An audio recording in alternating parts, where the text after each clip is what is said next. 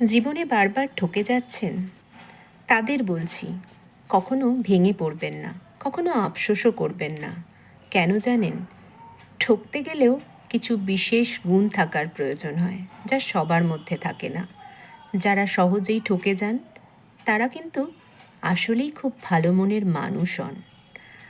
তারা সহজেই সকলকে স্নেহ ভালোবাসা দিতে পারেন।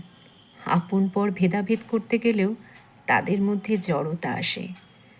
সবাইকে খুব কাছের ভেবে বিশ্বাসও করেন। এই সমস্ত মানুষগুলোর চিন্তাধারা, মন হয় নির্মল আলোর মতো। এত গুণ যার মধ্যে আছে, সে তো ঠকবেই, বরং বারবার ঠকবে।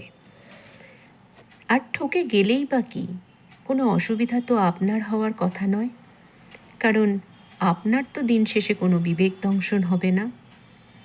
কিন্তু কাউকে ঠকানোর জন্য অমানুষ হওয়াই যথেষ্ট, তাই না?